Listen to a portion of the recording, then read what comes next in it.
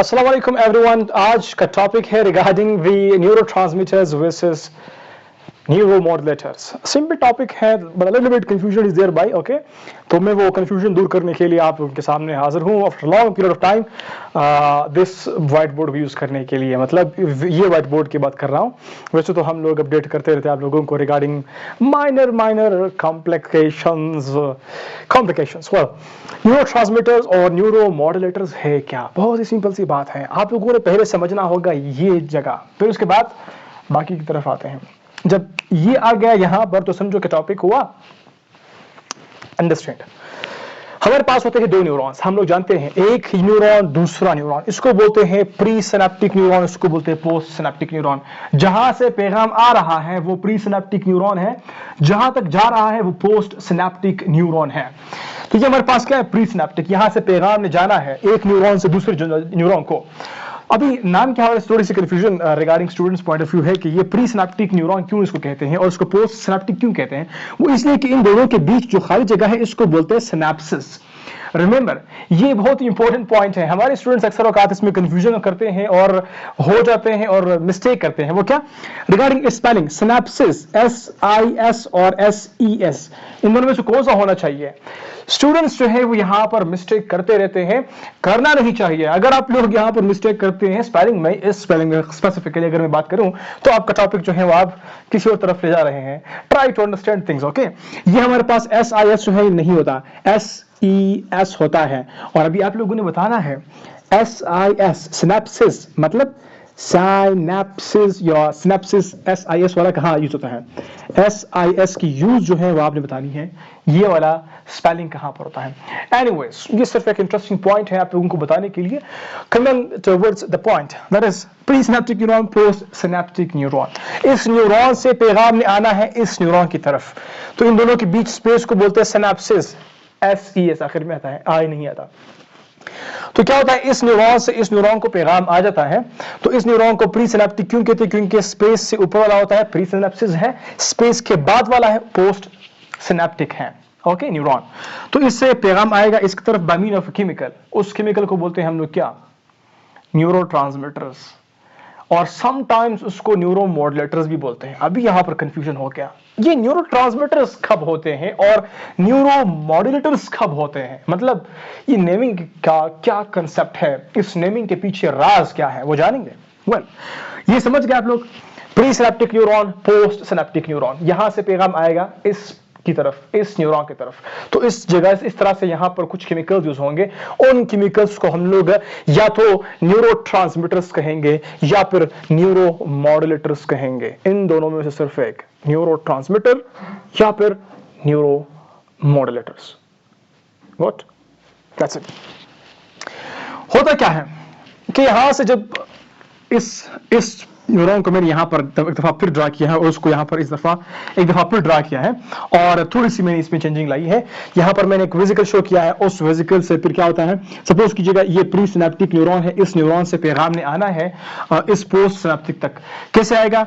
यहां पर कुछ वेसिकल्स होंगे, उनमें कुछ केमिकल्स बनेंगे, तो वो केमिकल्स जब बनेंगे वो आएंगे स्लोली ग्रेजुअली, वेसिकल आएगा यहां पर डिफ्यूज हो जाएगा इस तरह से, और इसके अंदर जो चीजें थी वो यहां पर से रिलीज हो जाएगी। मतलब जो केमिकल इसके अंदर था वो यहां पर से रिलीज हो जाएगा। ये केमिकल्स या तो इस तरह के रिसेप्टर्स की तरफ आएंगे या फिर इस तरह के रिसेप्टर्स की तरफ आएंगे। बात समझ आ रही है? बहुत सिंपल सी बात है। प्री सिनेप्टिक न्यूरॉन में जो पैगाम होगा वो केमिकल्स के थ्रू आगे जाएगा और वो केमिकल्स आएंगे इस दो न्यूरॉन के बीच में, जिसको हम लोग बोलते हैं सिनेप्सिस में। एक न्यूरॉन दूसरा न्यूरॉन, इनके बीच सिनेप्सिस में वो केमिकल आएगा। यहां से केमिकल आएगा, इन दोनों के बीच में आएगा।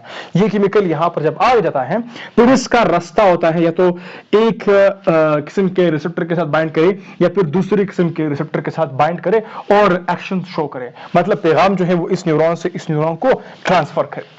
यहां पर पैगाम बन गया था वेसिकल्स में, थेरियो में, और कुछ केमिकल्स बन गए थे, तो उस केमिकल्स की इखराज हुई इस सिनेप्सिस में, इस स्पेस में। फिर यहां से उन केमिकल्स ने आना है, रिसेप्टर्स पर बाइंड करना है, जो कि इस न्यूरॉन पर होते हैं, पोस्ट सिनेप्टिक न्यूरॉन पर होते हैं, प्री सिनेप्टिक, पोस्ट सिनेप्टिक।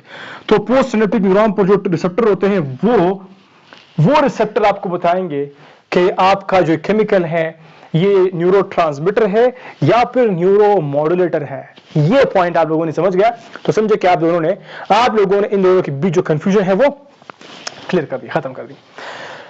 क्या होता है, सिंपल सी बात है, जब ये न्यूरोट्रांसमीटर आएगा इस किस्म के रिसेप्टर के साथ बाइंड करेगा जिसको बोलते हैं मेटाबोट्रोपिक रिसेप्टर्स, जिनको आसान भाषा में कहते हैं जी प्रोटीन्स। क्या बोलते हैं? जी प्रोटीन्स के साथ अगर बाइंड करते हैं, जी प्रोटीन कपल्ड रिसेप्टर के साथ अगर बाइंड करते हैं, जी प्रोटीन कपल्ड रिसेप्टर जो कि हमारे पास कितने किस्म के होते हैं? 3 किस्म के होते हैं, GS, GI, GQ। इसके साथ अगर बाइंड करते हैं तो फिर ये वाला केमिकल कहलाया जाएगा न्यूरोमॉड्यूलेटर, न्यूरोमॉड्यूलेटर। और अगर ये केमिकल आता है बाइंड करता है इस किस्म के रिसेप्टर पर जो कि मौजूद होता है इस पोस्ट सिनेप्टिक रिसेप्टर पर, न्यूरोट्रांसमीटर पर, पोस्ट सिनेप्टिक न्यूरॉन पर, तो ये केमिकल अगर बाइंड करता है इस किस्म के रिसेप्टर पर जो कि पोस्ट सिनेप्टिकली मौजूद होगा तो उसको हम उस रिसेप्टर को तो बोलते हैं आइनोट्रोपिक रिसेप्टर्स, और ये केमिकल जो होगा फिर कहलाया जाएगा न्यूरोट्रांसमीटर। क्या कहलाया जाएगा? Neuro transmitter. गॉट? न्यूरोट्रांसमीटर। और अगर ये केमिकल यहां पर बाइंड करेगा तो उसका नाम हो जाएगा neuro MOD, modulators, neuro transmitters, neuro modulators. बात समझ आ गई? बहुत सिंपल सी बात है। ये केमिकल अगर प्री सिनेप्टिक न्यूरॉन से रिलीज हुआ, सिनेप्सिस में आया और इस केमिकल ने अगर बाइंडिंग शो की with G proteins, with metabotropic receptors, तो ये केमिकल कहलाया जाएगा न्यूरो मॉड्यूलेटर। अगर ये केमिकल आता है प्री सिनेप्टिक से सिनेप्सिस में और फिर उसके बाद आता है आइनोट्रोपिक रिसेप्टर्स पर बाइंड करता है तो फिर इस रिसेप्टर को हम लोग, इस केमिकल को कहेंगे न्यूरोट्रांसमीटर, इस केमिकल को कहेंगे न्यूरोमॉड्यूलेटर जो यहां पर बाइंड होगा, और अगर वो केमिकल बाइंड होता है आइनोट्रोपिक रिसेप्टर पर उसको कहेंगे न्यूरो ट्रांसमीटर। तो हम दो चीजें हम यहां पर डिस्कस कर रहे हैं, इन दोनों का डिफरेंस डिस्कस कर रहे हैं, स्टडी कर रहे हैं। न्यूरोट्रांसमीटर क्या है, न्यूरोमॉड्यूलेटर क्या है? केमिकल्स है, प्री सिनेप्टिक न्यूरॉन से आते हैं पोस्ट सिनेप्टिक की तरफ। जो प्री सिनेप्टिक से आते हैं न्यूरॉन्स, प्री सिनेप्टिक न्यूरॉन से केमिकल रिलीज होंगे, अगर वो बाइंड करते हैं मेटाबोट्रोपिक रिसेप्टर पर, जी प्रोटीन कपल रिसेप्टर पर, GS, GI, GQ पर, तो उन केमिकल्स को हम लोग न्यूरोमॉड्यूलेटर्स का नाम देंगे।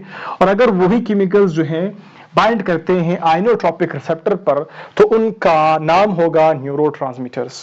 ओके, बस केमिकल्स ही है, न्यूरोट्रांसमीटर्स, न्यूरोमॉड्यूलेटर्स केमिकल्स हैं, लेकिन रिसेप्टर जो है वो उनको डिस्टिंग्विश करवा रहा होता है।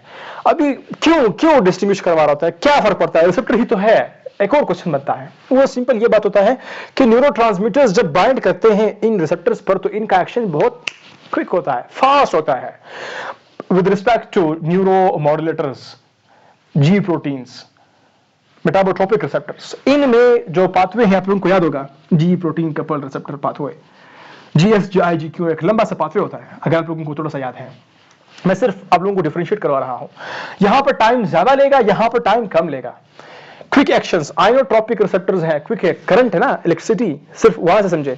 तो ये क्विक एक्शंस की वजह से इनका जो रिस्पांस है वो जल्दी से होगा, बहुत फास्ट होगा।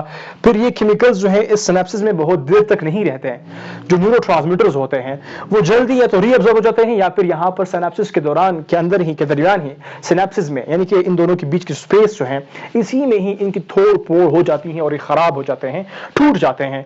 विद रिस्पेक्ट टू अगर हम बात करते हैं किसके, न्यूरो मॉड्यूलेटर्स के, जो न्यूरो मॉड्यूलेटर्स यहां से रिलीज होंगे वो for long period of time काम करेंगे, उनका एक्शन बहुत वो होता है, लॉन्ग टाइम के लिए होता है। और ये इनकी एक और डिफरेंस ये है कि न्यूरो मॉड्यूलेटर्स जो है वो अगर यहां से रिलीज हो गए वो इस न्यूरॉन के ऊपर भी काम करेंगे, पोस्ट सिनेप्टिक पर, कहीं और भी न्यूरॉन होगा वहां पर भी काम करेगा, कहीं और भी काम करेगा। तो मतलब वो एक जगह पर काम नहीं करते, वो ग्रुप ऑफ न्यूरॉन्स के ऊपर फंक्शन कर सकते हैं। न्यूरो मॉड्यूलेटर्स की बात कर रहा हूं, न्यूरो मॉड्यूलेटर्स कहीं जगहों पर काम करते हैं, बजाय ये कि न्यूरो ट्रांसमीटर्स जो है वो सिर्फ और सिर्फ एक न्यूरॉन से जाते हैं दूसरे न्यूरॉन में काम करते हैं, अदरवाइज खत्म।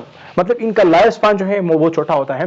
न्यूरो मॉड्यूलेटर्स बड़े टाइम तक जो है वो काम कर सकते हैं आपके बॉडी में। हमारे पास कुछ एग्जांपल्स हैं न्यूरो ट्रांसमीटर्स के, एसिटाइलकोलिन, डोपामिन, गाबा, ग्लाइसिन, हिस्टामिन, सेरोटोनिन, ये सारे क्या है, न्यूरो ट्रांसमीटर्स हैं। मैंने कहा यही केमिकल जो है अगर यहां पर बाइंड करेगा न्यूरो मॉड्यूलेटर कहला जाएगा। तो सिंपल सी बात है, इनको न्यूरो ट्रांसमीटर्स कहते हैं। ये न्यूरो मॉड्यूलेटर्स भी हो सकते हैं अगर ये बाइंड करते हैं कहां पर, मेटाबोट्रोपिक रिसेप्टर पर। तो क्या हुआ, हमारे पास न्यूरोट्रांसमीटर्स प्लस न्यूरो जो मॉड्यूलेटर्स हैं, न्यूरो मॉड्यूलेटर्स, इन दोनों के एक्शन जो शो करते हैं वो कौन कौन से हैं? डोपामाइन दोनों के एक्शन शो करता है, यहां पर भी बाइंड होता है, यहां पर भी बाइंड होता है, मतलब इनकी बाइंडिंग साइट्स दोनों जगह ऊपर हैं। ये स्लो एक्शन भी करता है, फास्ट एक्शन भी करता है। अगर स्लो एक्शन होंगे तो ये जाएंगे टुवर्ड्स मेटाबोट्रोपिक रिसेप्टर्स, अगर ये डोपामाइन आपकी बॉडी में क्विक एक्शंस परफॉर्म करते हैं तो ये जाएंगे towards the inotropic receptors. I hope you getting the point. और हिस्टामिन्स भी वैसे ही है, नॉरएपिनेफ्रिन है, सेरोटोनिन है, ऑप्टिपिन है, एसिलकोलिन है। ओपियोइड्स जो है इनमें इनकेफ्लिन, डायनोरफिन, एंडोर्फिन, ये सारे क्या है हमारे पास? ये हमारे पास neuromodulators plus neurotransmitters दोनों हैं। और यहाँ पर जब बात करते हैं इनकैप्सुलिन्स एंडोर्फिन्स की, इनकी थोड़ी सी मतलब डिफरेंस है कि ये न्यूरो ट्रांसमीटर्स के एक्शन नहीं करते, अक्सर औकात जो है मोस्टली ये एक्शन करते हैं सिर्फ और सिर्फ neuro modulator as neuro modulators. जो न्यूरो मॉड्यूलेटर्स हैं वो सिर्फ और सिर्फ ये हैं, जो बोथ हैं neuro transmitters plus neuro modulators वो ये हैं, और जो सिर्फ न्यूरो ट्रांसमीटर्स हैं वो ये हैं, मतलब ये न्यूरो ट्रांसमीटर्स भी हैं, कभी कभी न्यूरो मॉड्यूलेटर्स भी हो सकते हैं। तो आप लोगों ने सिर्फ चंद न्यूरो मॉड्यूलेटर्स सीखने हैं, लाइक ओपियोइड सीखने हैं, उसमें भी स्पेसिफिकली इनकैफ्युलिन्स, डायनोरफिन्स, एंडोर्फिन्स, तो ये आप लोगों ने सीखने हैं। उसके बाद जो है बाकी सबको आप लोग एक तरह से अगर कह दीजिएगा, गलत नहीं होगा अगर आप लोग पुट करते हैं उन सबको न्यूरो ट्रांसमीटर्स में, तो वो कहलाएंगे। By the way neurotransmitters neuromodulators भी हो सकते हैं, सिर्फ जो थोड़ी सी डिफरेंस है वो ये है कि न्यूरो मॉड्यूलेटर्स तब होगा जब ये केमिकल जो है यहाँ से रिलीज हुआ, अगर वो जी प्रोटीन के ऊपर जो जी प्रोटीन के रिसेप्टर्स हैं उनके ऊपर बाइंड करके एक्शन शो करेंगे, स्लो एक्शन करेंगे, तो फिर वो केमिकल न्यूरो मॉड्यूलेटर हो जाएगा, अदरवाइज वो न्यूरोट्रांसमीटर कहलाएगा। मतलब यहां से केमिकल आया, वो यहां पर बाइंड हुआ आयोट्रोपिक रिसेप्टर पर, तो फिर ये केमिकल न्यूरोट्रांसमीटर है। अगर ये रिलीज हुआ और बाइंड हुआ यहां पर, कहां पर? जी प्रोटीन पर, तो फिर ये क्या है? न्यूरो मॉड्यूलेटर्स हैं। सिंपल सी बात है, मेटाबोट्रोपिक रिसेप्टर्स आप लोगों को याद करने हैं और आयोट्रोपिक रिसेप्टर्स आप लोगों को याद करने हैं, और सिंपल सी बात है जो केमिकल जहां पर बाइंड होगा वो फिर वही हो जाएगा। That's it, all simple in a very easy peasy way. I hope you got, and remember guys, do let us know and let your friends know about Dr. Yu's lectures, and let us know about the questions that you have